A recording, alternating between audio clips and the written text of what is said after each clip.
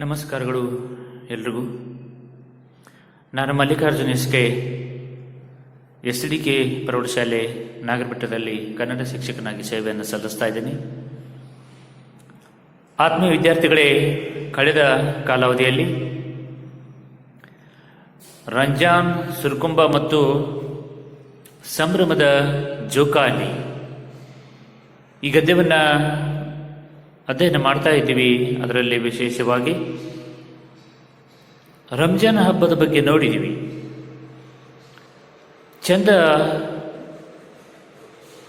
ಚಂದ್ರ ಆಕಾಶದಲ್ಲಿ ಮೂಡಿದ ಮಾರನೇ ದಿನ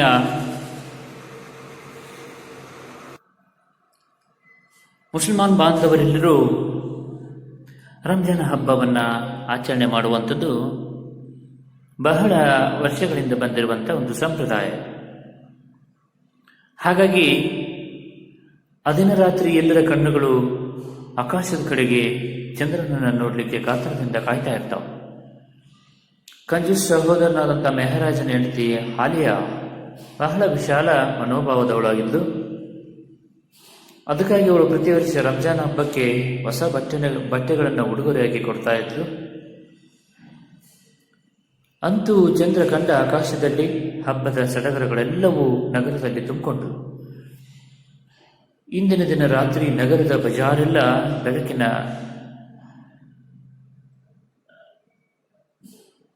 ಲೈಟ್ಗಳಿಂದ ಜಗಮಗ ಹರಿತಾ ಇತ್ತು.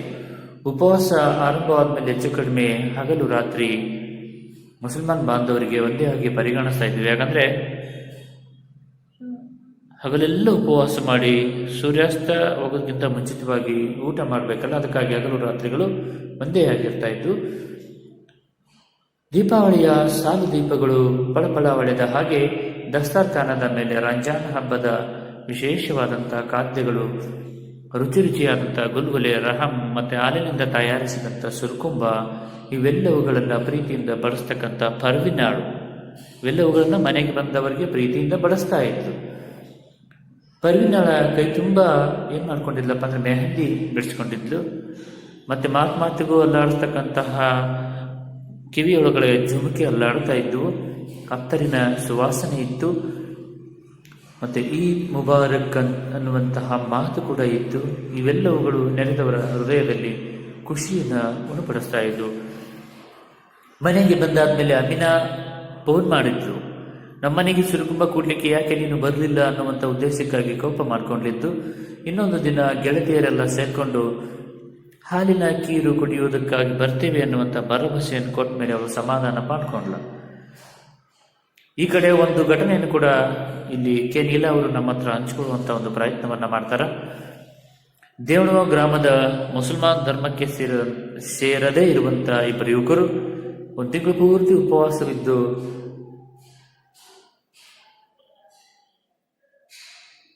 ರಂಜಾನ್ ಹಬ್ಬವನ್ನು ಆಚರಣೆ ಮಾಡಿದಂತಹ ಒಂದು ವರದಿಯನ್ನು ಪತ್ರಿಕೆಯಲ್ಲಿ ಬಿತ್ತರಿಸಿದ್ದರು. ಮುಸಲ್ಮಾನ್ ಬಾಂಧವರು ಮತ್ತು ಈ ಮುಸಲ್ಮಾನ್ ಧರ್ಮಕ್ಕೆ ಸೇರಿದ ಇಬ್ಬರು ಯುವಕರು ಇವರೆಲ್ಲರೂ ಸೇರಿಕೊಂಡೇ ಸಾಯಂಕಾಲ ಪ್ರತಿದಿನ ಏನು ಮಾಡ್ತಾ ಇದ್ರಪ್ಪ ಅಂದರೆ ಉಪವಾಸ ಬಿಡ್ತಾ ಇದ್ರು. ಇನ್ನು ಹಾಗೆಯೇ ಬೀದರ್ ಜಿಲ್ಲೆಯ ಹುಮನಾಬಾದ್ನಲ್ಲಿ ಪ್ರತಿ ವರ್ಷ ಮುಸಲ್ಮಾನ್ ಧರ್ಮಕ್ಕೆ ಸೇರದ ಗೆಳತಿಯರೆಲ್ಲ ಸೇರಿಕೊಂಡು ಮುಸ್ಲಿಂ ಸಹೋದರಿಯರಿಗೆ ಇಫ್ತಿಯಾರ್ ಕೂಟಗಳನ್ನು ಏರ್ಪಡಿಸ್ತಾ ಇದ್ರು. ರಾಜಕೀಯ ಪಕ್ಷಗಳ ತೋರಿಕೆಯ ಕೂಟದ ತರಹ ಇವರು ಒಂದು ಊಟ ಮಾಡ್ತಕ್ಕಂತಹ ಸಂದರ್ಭವನ್ನು ಏರ್ಪಡಿಸ್ತಾ ಇರಲಿಲ್ಲ.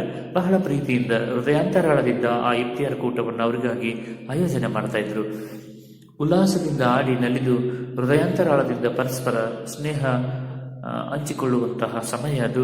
ಸಂತಸದ ಕ್ಷಣಗಳಲ್ಲಿ ಎಲ್ಲರನ್ನೂ ಒಳಗೊಳ್ಳುವಂತಹ ಪ್ರಜ್ಞೆಯ ಮೂಲ ಸೆಲೆ ನಮ್ಮ ಕನ್ನಡ ನಾಡಿನಲ್ಲಿ ಇಂದಿಗೂ ಕೂಡ ಗೊತ್ತಿಲ್ಲ ಅನ್ನೋದಕ್ಕೆ ಇವೆಲ್ಲ ಘಟನೆಗಳು ಉದಾಹರಣೆಯಾಗಿ ನಮ್ಮ ಕಣ್ಮುಂದೆ ನಿಂತ್ಕೊತಾವ. ಅಲ್ಲಿವರೆಗೆ ನೋಡಿದ್ದೀವಿ. ಇದನ್ನು ಮುಂದುವರಿದು ಕ್ಯಾಲೆಂಡರ್ನಂತೆ ಕಣ್ಣು ಹಾಯಿಸಿದರೆ 2ನೆಯ ದಿನ ನಾಗರ ಪಂಚಮಿ ಹಬ್ಬ.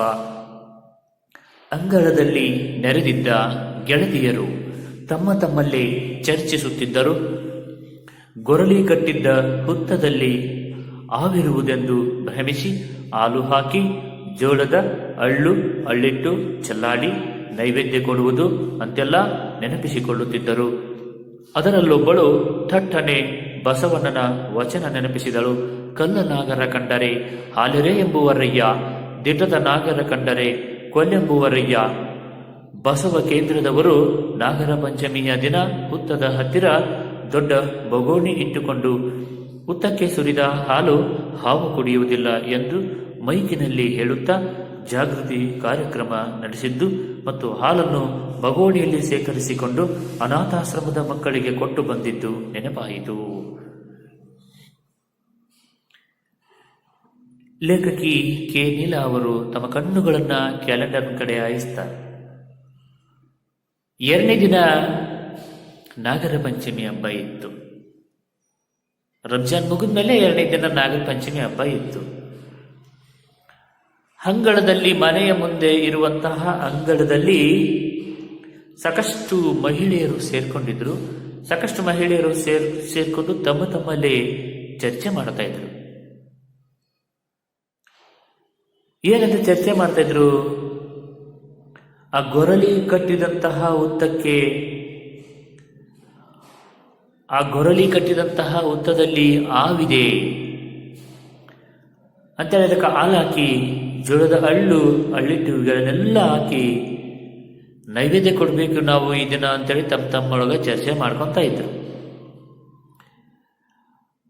ಆ ಗುಂಪಿನಲ್ಲಿ ಒಬ್ಬ ಮಹಿಳೆ ತಕ್ಷಣ ಬಸವಣ್ಣನವರ ವಚನಗಳನ್ನು ನೆನಪಿಸಿಕೊಂಡು ಬಸವಣ್ಣನವರ ವಚನವನ್ನು ಹೇಳ್ತಾಳೆ. ಕಲ್ಲು ನಾಗರ ಕಂಡರೆ ಹಾಲೆರೆ ಎಂಬುವರು. ಕಲ್ಲು, ನಮ್ಮ ಜನ ನಾವೆಲ್ಲ ಏನು ಮಾಡ್ತೀವಿ? ಕಲ್ಲು ನಾಗರ, ಕಲ್ಲಿನಿಂದ ತಯಾರಿಸಿದ ನಾಗರ ಹಾವು ಕಂಡ್ರೆ ಹಾಲೆರಿತೀವಿ. ಅದು ದಿಟದ ಅಂದರೆ ನಿಜವಾದ, ದಿಟದ ನಾಗರ ಕಂಡ್ರೆ ಕೊಲ್ಲೆಂಬುವರಯ್ಯ. ನಿಜವಾದ ಹಾವು ನಮ್ಮ ಕಣ್ಣು ಮುಂದೆ ಬಂದಾಗ ನಾವು ಕೊಲ್ಲು ಅಂತೇಳಿ ನಾವು ಅದನ್ನೇ ಕೊಲೆ ಮಾಡ್ಲಿಕ್ಕೆ ಹೋಗ್ತೀವಿ. ಇದೆಂತಹ ದುರ್ದೈವದ ಸಂಗತಿ ಅನ್ನುವಂಥ ಬಸವಣ್ಣನವರ ಮಾತನ್ನ ನೆನಪು ಮಾಡಿಕೊಳ್ತಾಳೆ. ಹಾಗೆ ಬಸವ ಕೇಂದ್ರದವರು ಕೂಡ ನಾಗರ ಪಂಚಮಿಯ ದಿನ ಹುತ್ತದ ಹತ್ತಿರ ಒಂದು ದೊಡ್ಡ ಬಗೋಣಿಯನ್ನಿಟ್ಟು ಹುತ್ತಕ್ಕೆ ಸುರಿದಂತಹ ಹಾಲನ್ನ ಯಾವತ್ತೂ ಕೂಡ ಹಾವು ಕುಡಿಯುವುದಿಲ್ಲ ಅನ್ನುವಂತಹ ಸಂದೇಶವನ್ನ ಮೈಕಿನಲ್ಲಿ ಬಿತ್ತರಿಸುತ್ತಾ ಜಾಗೃತಿ ಕಾರ್ಯಕ್ರಮಗಳನ್ನು ನಡೆಸಿದ್ದು ಮತ್ತು ಆ ಬಗೋಣಿಯಲ್ಲಿ ಶೇಖರಿಸಿದಂತಹ ಹಾಲನ್ನು ಅನಾಥಾಶ್ರಮದ ಮಕ್ಕಳಿಗೆ ಕೊಟ್ಟು ಬಂದಿದ್ದು ಲೇಖಕಿ ನೆನಪು ಮಾಡಿಕೊಡ್ತಾಳೆ. ಇದೆಲ್ಲ ಕ್ಯಾಲೆಂಡರ್ ಆಗಿರಲಿಲ್ಲ. ನಾಗರ ಪಂಚಮಿ ಹಬ್ಬದ ದಿನ ಈ ಎಲ್ಲ ಘಟನೆಗಳನ್ನು ನಮ್ಮ ಲೇಖಕಿ ಕೆ. ನೀಲಾ ಅವರು ನೆನಪಿಗೆ ತಂದುಕೊಳ್ತಾರೆ. ಪ್ರಶ್ನೆ ಕೂಡ ಕೇಳಿದರೆ ಬರಬೇಕು. ನಾಗರ ಪಂಚಮಿಯ ದಿನ ಬಸವ ಕೇಂದ್ರದವರು ಯಾವ ಘೋಷಣೆಯನ್ನ ಕೂಗ್ತಾ ಇದ್ರು ಅಂತ ಕೇಳಿದ್ರೆ ಹೇಳಿಕ್ ಬರಬೇಕು. ಬಸವ ಕೇಂದ್ರದವರು ನಾಗರ ಪಂಚಮಿಯ ದಿನ ಹುತ್ತರ ಹತ್ತಿರ ದೊಡ್ಡ ಬಗೋಣಿ ಇಟ್ಟು ಹುತ್ತಕ್ಕೆ ಸುರಿದಂತಹ ಹಾಲನ್ನ ಹಾವು ಕುಡಿಯುವುದಿಲ್ಲ ಅಂತೇಳಿ ಮೈಕ್ನಲ್ಲಿ ಹೇಳ್ತಾ ಏನ್ ಮಾಡ್ತಾ ಇದ್ರು? ಜಾಗೃತಿಯನ್ನ ಮೂಡಿಸ್ತಾ ಇದ್ರು. ನಾಗರ ಪಂಚಮಿ ಹಬ್ಬದ ದಿನ ಹೆಂಗಳೆಯರೆಲ್ಲ ತಮ್ಮಲ್ಲಿ ಏನನ್ನು ಚರ್ಚಿಸ್ತಾ ಇದ್ರು? ತಮ್ಮಲ್ಲಿ ಏನನ್ನು ಚರ್ಚೆ ಮಾಡ್ತಾ ಇದ್ರಪ್ಪ? ಉತ್ತರವನ್ನು ನೋಡೋದಾದ್ರೆ, ನಾಗರ ಪಂಚಮಿ ದಿನ ಅಲ್ಲಿ ಸೇರಿದಂತ ಹೆಂಗಳೆಯರೆಲ್ಲರೂ ಗೊರಲಿ ಕಟ್ಟಿದಂತಹ ಹುತ್ತದಲ್ಲಿ ಹಾವಿರುವುದು ಅಂತೇಳಿ ಭ್ರಮಿಸಿ ಹಾಲು ಹಾಕಿ ಜೋಳದ ಹಳ್ಳಿಟ್ಟು ಚೆಲ್ಲಾಡಿ ನೈವೇದ್ಯ ಕೊಡಬೇಕು ಅಂತೆಲ್ಲ ತಮ್ಮೊಳಗ ಚರ್ಚೆ ಮಾಡ್ತಾ ಇದ್ರು.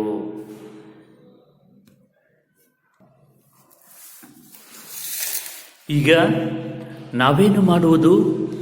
ಈ ಹೆಣ್ಣು ಮಕ್ಕಳಿಗಂತೂ ಹಬ್ಬ ಆಚರಿಸಲಿಕ್ಕಿದೆ, ತನ್ಮೂಲಕ ಸಂತೋಷ ಹಂಚಿಕೊಳ್ಳಲಿಕ್ಕಿದೆ. ಎಲ್ಲ ಭೇದ ಭಾವದ ಕೆರೆ ಹಳಿಸಿ ಖುಷಿಯಾಗಿರುವುದೆಂದರೆ ಯಾರಿಗೆ ಬೇಡ ಸರಿ. ಕಾಲೋನಿಯ ಗಾರ್ಡನ್ ದೊಡ್ಡದು. ದೊಡ್ಡ ಮರಕ್ಕೆ ಜೋಕಾಲಿ ಕಟ್ಟಿದೆವು. ಅನೇಕರು ಹುತ್ತ ಹಾಲು ಕೈಬಿಟ್ಟರು. ಹಬ್ಬದಡಿಗೆ ಹುಟ್ಟು ಸಾಯಂಕಾಲದ ಹೊತ್ತಿಗೆ ಬಣ್ಣ ಬಣ್ಣದ ಸೀರೆ ಉಟ್ಟ ಹೆಣ್ಣು ಮಕ್ಕಳು ಗಾರ್ಡನ್ನಿನತ್ತ ಹೆಜ್ಜೆ ಹಾಕಿದರು. ಪಂಚಮಿಯ ಹಿಂದಿನ ದಿನ ಉಪವಾಸ. ರಾತ್ರಿ ಕೈಗೆ ಹಚ್ಚಿಕೊಂಡ ಮೆಹಂದಿಯ ಪರಿಮಳ ಆರಿರಲಿಲ್ಲ. ತಲೆಗೆ ಮುಡಿದ ಮಲ್ಲಿಗೆಯ ಸುವಾಸನೆ ಬೆರೆತು ವಾತಾವರಣಕ್ಕೆ ಕರೆನೆ ಅದ್ಭುತ ಕಳೆ ಬಂತು. ಮಕ್ಕಳಿಗಂತೂ ಇನ್ನಿಲ್ಲದ ಸಂಭ್ರಮ. ಈಗ ಮಹಿಳೆಯರೆಲ್ಲ ಈ ರೀತಿ ಮಾಡ್ತಾರ ನಾಗರ ಪಂಚಮಿ ಹಬ್ಬದ ದಿನ. ನಾವೆಲ್ಲ ಏನ್ ಮಾಡೋದಪ್ಪ? ಈ ಹೆಣ್ಮಕ್ಳಿಗಂತೂ ಹಬ್ಬ ಆಚರಣೆ ಮಾಡಲಿಕ್ಕಾಗಿ ಇರುವಂಥದ್ದು. ನೋಡ್ರಿ, ಈ ಅಮಾವಾಸ್ಯೆ ಹುಣ್ಣಿಮೆ ಬರುವಂತಹ ಎಲ್ಲ ಹಬ್ಬ ಹರಿದಿನಗಳು ಎಲ್ಲ ಇರುವಂಥವು ಕೇವಲ ಮಹಿಳೆಯರಿಗೆ ಮಾತ್ರ. ಪುರುಷರಿಗೆ ಇರುವಂಥದ್ದು ಕೇವಲ ಒಂದೇ ಒಂದು ಹಬ್ಬ, ಅದು ಹೋಳಿ ಹುಣ್ಣಿಮೆ ಹಬ್ಬ. ಅದನ್ನು ಬಿಟ್ಟರೆ ಉಳಿದ ಎಲ್ಲ ಹಬ್ಬಗಳು ಬಹಳ ವಿಜೃಂಭಣೆಯಿಂದ ಆಚರಣೆ ಮಾಡುವುದು ಯಾರಪ್ಪ ಅಂದರೆ ಮಹಿಳೆಯರು ಮಾತ್ರ. ಸೊ ಹಾಗಾಗಿ ಈ ಹೆಣ್ಮಕ್ಳಿಗಂತೂ ಹಬ್ಬ ಆಚರಣೆ ಮಾಡಲಿಕ್ಕಾಗಿ ಇರುವಂಥದ್ದು. ಆ ಹಬ್ಬದ ದಿನ ಆದರೂ ಕೂಡ ಎಲ್ಲ ಮಹಿಳೆಯರು ಸೇರಿಕೊಂಡು ಖುಷಿ ಅನುಭವಿಸುವಂಥ ಒಂದು ಸುದಿನ ಅದು. ಇವು ಪುರುಷರು ಏನು ಖುಷಿ ಇಲ್ಲ, ಏನಿಲ್ಲ, ಸುಮ್ಮನೆ ಹಬ್ಬದ ಮುಖ ಮಾಡ್ಕೊಂಡು ಹೋಗ್ತಾ ಇರೋದಷ್ಟೇ. ಏನೋ ಒಂದು ಗುಂಗಿರ್ತವೆ ಒಳಗಡೆ. ಖುಷಿ ಪಶಿ ಹಬ್ಬದ ದಿನ ಅವನಿಗೇನಿರೋದಿಲ್ಲ. ಅವನಿಗೆ ಕೇವಲ ಹಬ್ಬ ಬಂತಪ್ಪ, ರೊಕ್ಕ ಹೋಗ್ತದಪ್ಪ, ಅದನ್ನು ತರಬೇಕು ಇದನ್ನು ತರಬೇಕು, ಅದೊಂದೇ ಚಿಂತೆ ಅವನಿಗೆ. ಮಹಿಳೆಯರು ಹಾಗಲ್ಲ. ಹಬ್ಬ ಬಂತು, ಬಹಳ ಸಂತಸ ಸಂಭ್ರಮ ಸಡಗರದಿಂದ ಹೊಸ ಬಟ್ಟೆಗಳನ್ನು ಧರಿಸಿ ಸಿಹಿ ಅಡುಗೆ ಮಾಡಿ ಊಟ ಮಾಡ್ತಾ ಸಂತೋಷವನ್ನು ಹಂಚಿಕೊಳ್ತಾರೆ ಮಹಿಳೆಯರ ಜೊತೆ. ಯಾವಾಗ ನೋಡಿದ್ರು ಬರೀ ಅವರ ಮುಖ ಮಾಡ್ಕೋವಂತ ಚಿಂತೆ ಮಾಡ್ಕೊತ ಇರ್ತದೆ. ಸೊ ಹಾಗಾಗಿ ಇಲ್ಲಿ ಹಬ್ಬದ ದಿನ ಎಲ್ಲ ಭೇದ ಭಾವದ ಗೆರೆಯನ್ನು ದಾಟಿ, ಭೇದ ಭಾವ ಅಂತಕ್ಕಂಥ ಮನೋಭಾವನೆಯನ್ನು ತೊರೆದು ಖುಷಿಯಾಗಿರುವುದು ಅಂತಂದರೆ ಯಾರಿಗೆ ತಾನೇ ಬೇಡಪ್ಪ? ಆ ದಿನ ಎಲ್ಲ ಮಹಿಳೆಯರು ಕೂಡ ಖುಷಿಯಾಗಿರ್ತಾರೆ. ಹಾಗಾಗಿ ಅದೇ ಇಲ್ಲಿ ಕಾಲೋನಿಯಲ್ಲಿ ಒಂದು ದೊಡ್ಡ ತೋಟ ಇತ್ತು, ಗಾರ್ಡನ್ ಇತ್ತು, ದೊಡ್ಡ ಗಾರ್ಡನ್ ಇತ್ತು. ಅಲ್ಲಿ ಒಂದು ದೊಡ್ಡ ಮರ ಇತ್ತು. ಆ ದೊಡ್ಡ ಮರಕ್ಕೆ ಜೋಕಾಲಿಯನ್ನು ಕಟ್ತಾರೆ. ಜೋಕಾಲಿಯನ್ನು ಕಟ್ಟಿ ಅದರಲ್ಲಿ ಒಂದಿಷ್ಟು ಮಹಿಳೆಯರು ಹುತ್ತ, ಹಾಲು ಅನ್ನುವಂಥದ್ದೆಲ್ಲವನ್ನು ಕೈ ಬಿಟ್ಟರು. ಹುತ್ತಕ್ಕೆ ಹೋಗೋದು ಬೇಡ, ಹಾಲು ಎರೆಯೋದು ಬೇಡ, ಅವೇ ಕೊಡಿಸೋದು ಬೇಡ, ಇದೆಲ್ಲವನ್ನ ಕೈ ಬಿಟ್ಟು ಏನು ಮಾಡಿದ್ರಪ್ಪ ಅಂದರೆ ಹಬ್ಬದ ದಿನ ರುಚಿಯಾದಂತಹ ಅಡಿಗೆ ಮಾಡಿದ್ರು. ಆ ಅಡಿಗೆಯನ್ನು ಉಂಡು ಸಾಯಂಕಾಲದ ಸಮಯಕ್ಕೆ ಸರಿಯಾಗಿ ಬಣ್ಣದ ಸೀರೆಯನ್ನು ಉಟ್ಕೊಂಡಂತಹ ಮಹಿಳೆಯರೆಲ್ಲ ಸೇರಿಕೊಂಡು ಗಾರ್ಡನ್ನಿನ ಕಡೆ ಏನು ಮಾಡ್ತಾರೆ? ಹೆಜ್ಜೆಯನ್ನು ನಿಧಾನಕ್ಕೆ ಹೆಜ್ಜೆ ಹಾಕ್ತಾರೆ ಗಾರ್ಡನ್ನಿನ ಕಡೆ. ಜೋಕಾಲಿ ಆಡ್ಲಿಕ್ಕೆ ಅಲ್ಲಿ ಬೇಕಲ್ಲ. ಪಂಚಮಿಯ ಹಿಂದಿನ ದಿನ ಉಪವಾಸ ಮಾಡಿದ್ರು. ರಾತ್ರಿ ಕೈಗೆ ಹಚ್ಚಿಕೊಂಡಿರುವಂಥ ಮೆಹಂದಿಯ ಸುವಾಸನೆ ಕೂಡ ಇನ್ನೂ ಆರಿ ಹೋಗಿರಲಿಲ್ಲ. ತಲೆಗೆ ಪಡೆದಂತಹ ಮಲ್ಲಿಗೆ ಹೂವಿನ ಸುವಾಸನೆ ಅದು ಕೂಡ ಇತ್ತು. ಇವೆಲ್ಲ ಸೇರಿ ವಾತಾವರಣಕ್ಕೆ ಖರೇನೆ ಅಂದರೆ ನಿಜವಾಗಿಯೂ ವಾತಾವರಣಕ್ಕೆ ಒಂದು ಅದ್ಭುತವಾದಂತಹ ತೇಜಸ್ಸತ್ವ ಕಳೆಯನ್ನು ತುಂಬಿಕೊಟ್ಟಿದ್ರು. ಮಕ್ಕಳಿಗಂತೂ ಕೂಡ ಬಹಳ ಸಂಭ್ರಮ ಅಂತ ಹೇಳ್ತಾರೆ. ಮುಂದುವರೆದು ನೆಲಮುಗಿಲನ್ನು ಏಕಗೊಳಿಸಿ ಜೀಕುವ ಬರಿಗೆ ಹಕ್ಕಿ ಪಕ್ಕಿಗಳು ಪುರ್ರೆಂದು ಹಾರಬೇಕು. ಕಣ್ಣೋಟದ ಒಂದೇ ಝಲಕಿನಲ್ಲಿಯೇ ಬಲು ಬೇಗ ಭೂಮಿಯ ಸಕಲವನ್ನು ಗಿರ್ರೆನಿಸಬೇಕು. ಅವೆಲ್ಲ ಜೋಕಾಲಿ ಹಬ್ಬದ ಸಂಭ್ರಮ ಸವಾಲುಗಳು. ಅವು ಸೃಷ್ಟಿಸುವ ಕುತೂಹಲ ಖುಷಿಗೊಂದು ಮಿತಿಯೇ ಇರುವುದಿಲ್ಲ. ನನಗೆ ಜೋಕಾಲಿ ಆಟದ ಸ್ಪರ್ಧೆಗಳು ನೆನಪಾದವು. ಜೋಕಾಲಿ ಆಡುವವರು ಜೀಕಿ ಮೇಲಕ್ಕೇರಿ ಅತ್ಯಂತ ಎತ್ತರಕ್ಕೆ ಕಟ್ಟಿದ ಕೊಬ್ಬರಿ ಅಥವಾ ಜಿಲೇಬಿ ಕಚ್ಚಿ ತರಬೇಕು. ಅದೊಂದು ಸಾಹಸ. ಕೃಷಿ ಮೂಲ ಹಬ್ಬಗಳ ನಾನಾ ನಮೂನೆಯ ಸಾಂಸ್ಕೃತಿಕ ಸ್ಪರ್ಧೆಗಳಲ್ಲಿ ಜೋಕಾಲಿ ಆಟವೂ ಒಂದು. ಈ ಸ್ಪರ್ಧೆಯಲ್ಲಿ ಹೆಂಗಸರ ಸಂಭ್ರಮವು ರೆಕ್ಕೆ ಕಟ್ಟಿಕೊಂಡು ಹಾರಾಡುತ್ತಿರುತ್ತದೆ. ನೋಡಿ,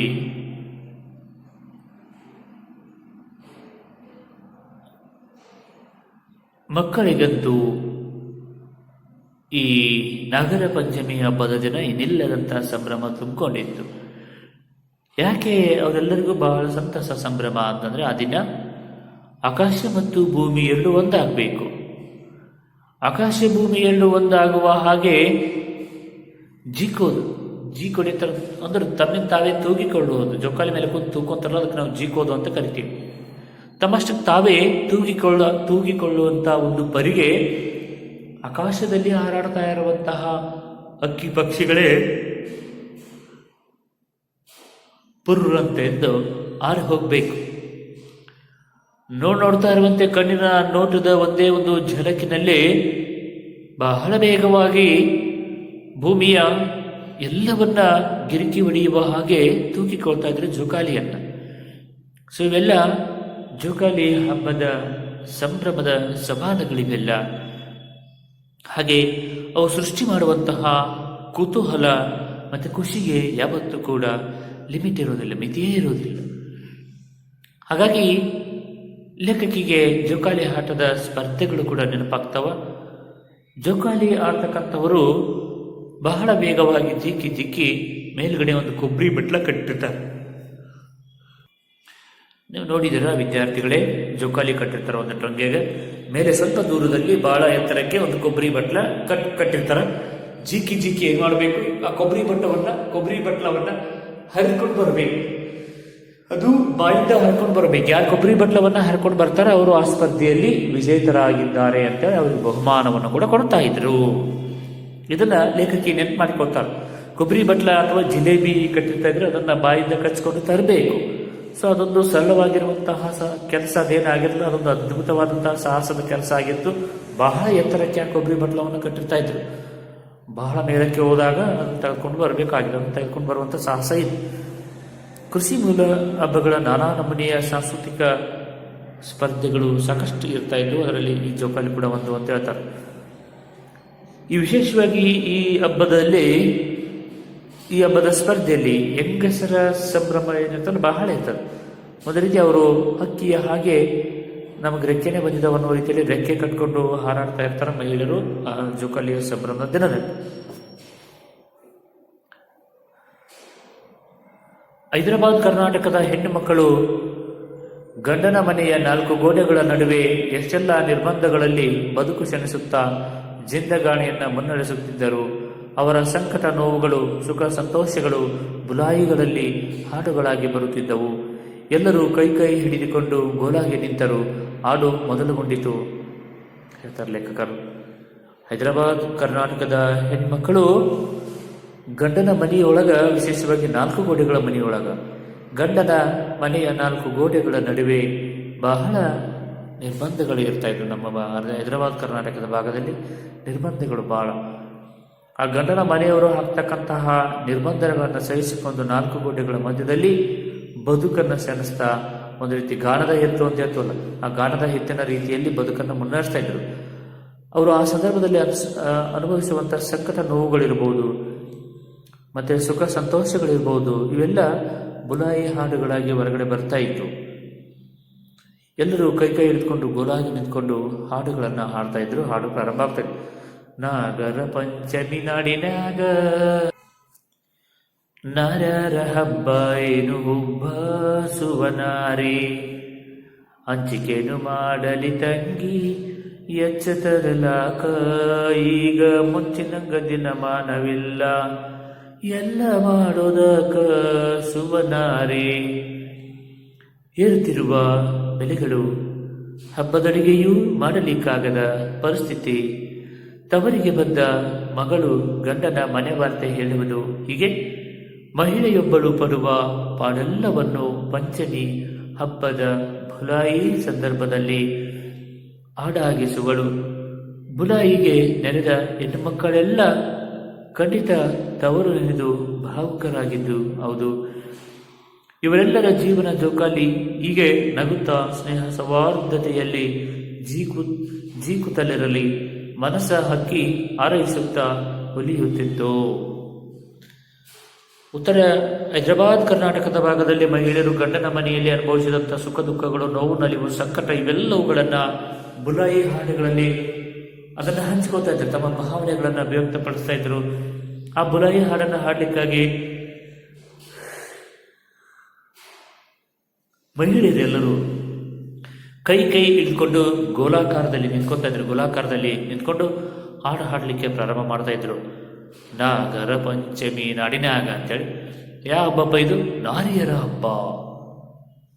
ಹಂಚಿಕೆ ಏನು ಹಂಚಿಕೊಳ್ಳಿ ತಂಗಿ, ಎಚ್ಚ ತರ್ಲಾಕ ಮೊದಲಿನ ಹಾಗೆ ದಿನಮಾನ ಇಲ್ಲ. ಇದು ಅಂದರೆ ಎಲ್ಲ ಬೆಲೆಗಳು ಏನಾಗಿದ್ವು? ಗಗನಕ್ಕೇರಿದ್ವು. ಅಂದರೆ ತನ್ನ ನೋವುಗಳನ್ನು ಹಂಚ್ಕೊಳ್ತಾಳೆ ಮಹಿಳೆಯರೆಲ್ಲ ಸೇರಿಕೊಂಡು. ಅಂದರೆ ಏರ್ತಾ ಇರುವಂತಹ ಬೆಲೆಗಳು, ಹಬ್ಬದ ಅಡಿಗೆಯನ್ನು ಕೂಡ ಮಾಡಲಿಕ್ಕೆ ಆಗದೆ ಇರುವಂತಹ ಒಂದು ಪರಿಸ್ಥಿತಿ, ತವರಿಗೆ ಬಂದ ಹೆಣ್ಮಗಳು ಗಂಡನ ಮನೆಯ ವಾರ್ತೆಯನ್ನ ತನ್ನ ತವರು ಮನೆಯಲ್ಲಿ ಹೇಳುವುದು. ಹೀಗೆ ಮಹಿಳೆಯೊಬ್ಬಳು ಪಡತಕ್ಕಂತಹ ಜೀವನದ ಪಾಡೆಲ್ಲವನ್ನ ಪಂಚಮಿ ಹಬ್ಬದ ಈ ಬುಲಾಯಿ ಸಂದರ್ಭದಲ್ಲಿ ಹಾಡಾಗಿಸಿ ಹಾಡುಗಳನ್ನು ಹಾಡ್ತಾ ಇದ್ಲು. ಈ ಬುಲಾಯಿಗೆ ನೆರೆದಂತಹ ಹೆಣ್ಮಕ್ಕಳೆಲ್ಲರೂ ಖಂಡಿತ ತಮ್ಮ ತವರು ಮನೆಯನ್ನು ನೆನೆದು ಭಾವುಕರಾಗ್ತಾ ಇದ್ರು. ಇವರೆಲ್ಲರ ಜೀವನ ಎನ್ನುವಂತಹ ಜೋಕಾಲಿ ಹೀಗೆ ನಗುನಗುತ್ತಾ ಸ್ನೇಹ ಸೌಹಾರ್ದದಿಂದ ಮುಂದಕ್ಕೆ ಸಾಗ್ತಾ ಇರಲಿ, ಮನಸ್ಸು ಹಕ್ಕಿಯ ಥರ ಹಾರಾಡ್ತಾ ಇರಲಿ, ಸಂತಸವನ್ನು ಅನುಭವಿಸ್ತಾ ಇರಲಿ ಅಂತೇಳಿ ಲೇಖಕಿ ಹೇಳ್ತಾಳೆ. ಕೆಲವಿಷ್ಟು ಪ್ರಶ್ನೆಗಳಿದಾವೆ ನೋಡಿ ವಿದ್ಯಾರ್ಥಿಗಳೇ, ಬಹಳ ಸರಳವಾದಂಥ ಪ್ರಶ್ನೆಗಳು. ಒಂದನೇದ್ದು, ರಂಜಾನ್ ಹಬ್ಬದ ಸಡಗರವು ಯಾವಾಗ ಶುರುವಾಗುತ್ತದೆ? ಬೇಗ ಹೇಳಬೇಕು, ಬಂದಿದೆ, ಈಗಾಗಲೇ ಹೇಳಿದ್ದೀನಿ. ಉತ್ತರವನ್ನು ನೋಡೋದಾದರೆ, ಆಕಾಶದಲ್ಲಿ ಚಾಂದ್ ಮೂಡಿದ ಮೇಲೆ ರಂಜಾನ್ ಹಬ್ಬದ ಸಡಗರವು ಶುರುವಾಗ್ತಾ ಇತ್ತು. ಎರಡನೇ, ರಂಜಾನ್ ಹಬ್ಬದ ಸಮಯದಲ್ಲಿ ತಯಾರಿಸುವ ಖಾದ್ಯಗಳಾವುವು? ಬಹಳ ಸರಳವಾದಂಥ ಪ್ರಶ್ನೆ. ಉತ್ತರವನ್ನು ನೋಡೋದಾದರೆ, ಗುಲ್ಗುಲೆ, ರಹಮ್, ಹಾಲಿನಿಂದ ಮಾಡಿದಂತಹ ಖೀರು ಇವುಗಳನ್ನು ತಯಾರು ಮಾಡ್ತಾ ಇದ್ರು. ಮೂರನೇ, ಮುಸ್ಲಿಮೇತರ ಗೆಳತಿಯರು ಮುಸ್ಲಿಂ ಸಹೋದರಿಯರಿಗಾಗಿ ಯಾವ ಕೂಟವನ್ನು ಏರ್ಪಡಿಸ್ತಾ ಇದ್ರು ಅಂತ ಕೇಳ್ತಾರೆ. ಬಹಳ ಸರಳವಾದಂಥ ಉತ್ತರವನ್ನು ನೋಡೋದಾದರೆ, ಇಫ್ತಿಹಾರ್ ಕೂಟವನ್ನು ಏರ್ಪಡಿಸ್ತಾ ಇದ್ರು. ವಾಕ್ಯದಲ್ಲಿ ಬರೀಬೇಕಾ? ಬಸವ ಕೇಂದ್ರದವರು ನಾಗರ ಪಂಚಮಿಯ ದಿನ ಮೈಕಿನಲ್ಲಿ ಏನೆಂದು ಹೇಳಿ ಜಾಗೃತಿ ಮೂಡಿಸುತ್ತಿದ್ದರು?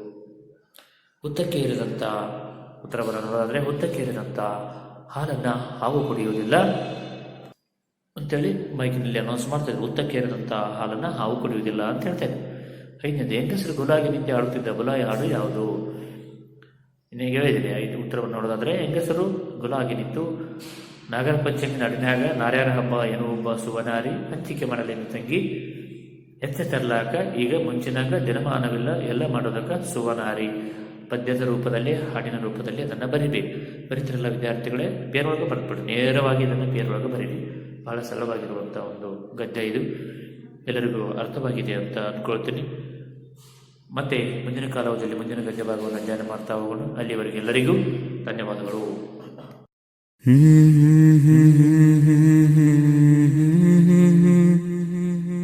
Hmm